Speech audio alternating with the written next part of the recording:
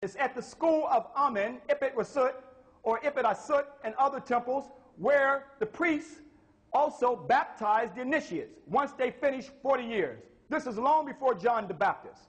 Now, this temple called Karnak today, or Ipit Asut, as our ancestors called it, going into this temple, as I said, these are temples or books in stone. The pylons are pages of history telling of our story. But as you go into the temple, you see the ram symbolized as Amen.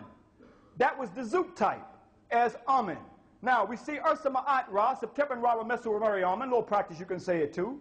Here we see that was his throne name, as they call Ramsey from Ramesu, is now under the ram, symbolized as Amen.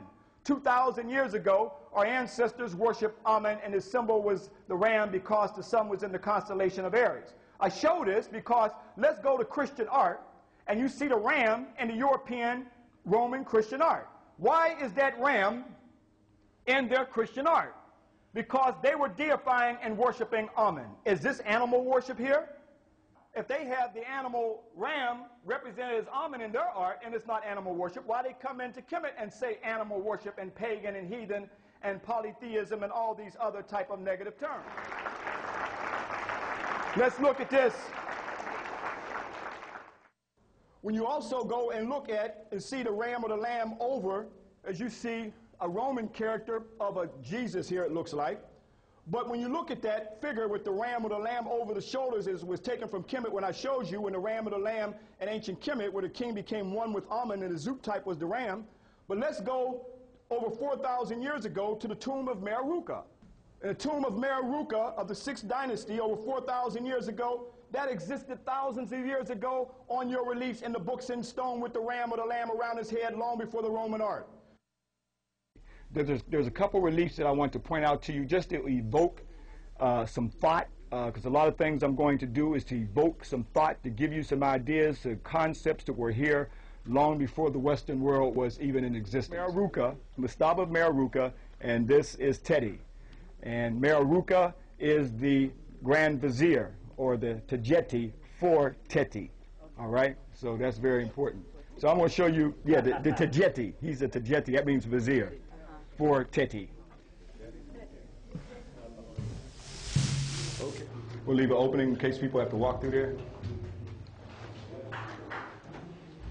I'm going to show you here, as you see the priest with the ram around his neck.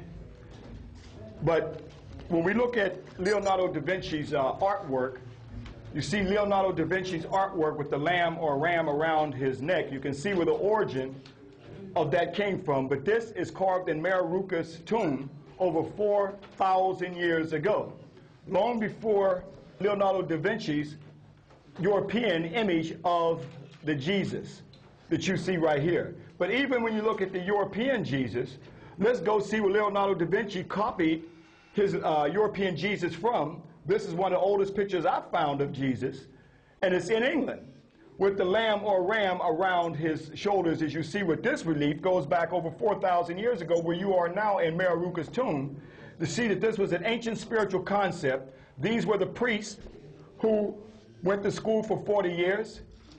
So you see this as ancient African origin of the lamb and the ram that's equated with European Christianity and also with the Christ. But they never show you this. I can't say use the word Jesus because that's Greek, but I would have to use the African Hebrew word, and that's Yeshua that you see right here.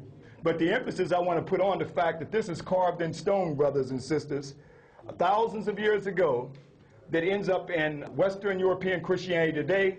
But here's the black man that they never show you, that Leonardo da Vinci copied it directly from African people, that it was thousands of years before Leonardo da Vinci. You see it on the temples of Africa. This is one of the sculptures of Europeans of Jesus as a good shepherd with the lamb around his head.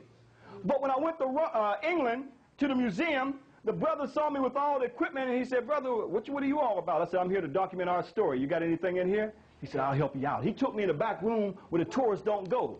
And you know what he showed me? Where they copied it from right here.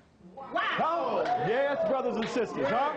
It's time for the liberation of your mind now. Huh? This is what they got locked up in the museum in England right now today. showing the true African Jesus right here, where the Europeans copied from this one to make their version of it right here. Even Reverend Bar Shango said that Jesus was from the tribe of the Black Panthers. I noticed that there was a Black Panther down by his legs. Huh? Well, I like how y'all did that lean at the same time.